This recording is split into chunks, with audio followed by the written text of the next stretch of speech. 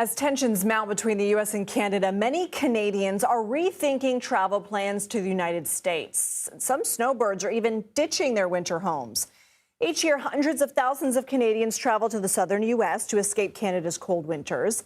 In fact, Canadians made up 13% of all U.S. home purchases last year, according to the National Association of Realtors. The majority of those purchases are in Florida, Arizona, California. However, some realtors say there is now a sharp uptick in Canadians putting their U.S. homes up for sale. Travel in general from Canada to the U.S. is also slowing down, according to Canada's National Statistical Office. In February, Canadians took 13% fewer flights to the U.S. than the previous year and 23% fewer road trips. Stephen Fine joins us now. He's the president and managing editor of Snowbird Advisor, a Canadian travel planning and insurance company. Thank you for being here. I mean, the slowdown started happening before the tariffs announcement, right? What are some of the reasons behind it?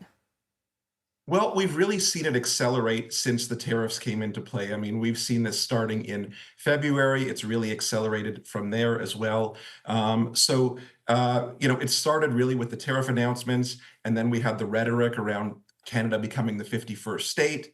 And then coming into play in the near future will be a requirement where visitors to the U.S. who spend 30 days or more will have to register with the U.S. government. So it's really, one thing after the other that's really turning some snowbirds off right now. Are there economic factors too? There definitely are, and some are related, some are not related. Well, it's really, if you look at the Canadian dollar has been quite weak the last little while, even prior to the tariffs being imposed. So obviously, the weaker the Canadian dollar is, the more expensive it is to spend time in the U.S. And since the tariffs were imposed, the Canadian dollar has been weaker and is expected to get weaker. So that will make it even more expensive to go to the U.S. This year's snowbird season pretty much already nearing an end. Do we know how this could all affect next year's travel, or I guess the end of 2025 travel to the U.S.? Well, we don't know at this point. I mean, there is definitely some negative sentiment amongst snowbirds. Some are saying they will not go back next year. Some are saying they might go back, but there is a contingency as well that's saying that they will continue to go back.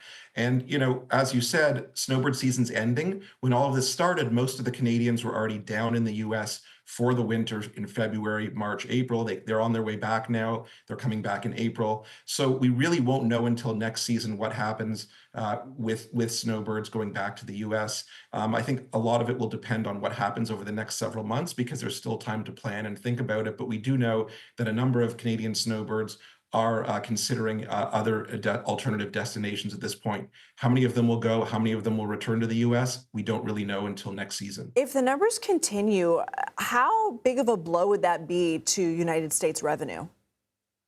Well, it could be huge. I mean, we don't have those numbers, but I've read reports that Florida alone could lose over $2 billion from snowbirds not going back next season. Obviously, other places like Arizona, California, Hawaii, Texas, South Carolina, other popular snowbird destinations in the U.S. could be impacted. Now, again, we don't know what the impact's going to be because we're not sure at this point how many Canadians are going to return next season to the U.S. All right, Stephen Fine, thanks so much. Thank you.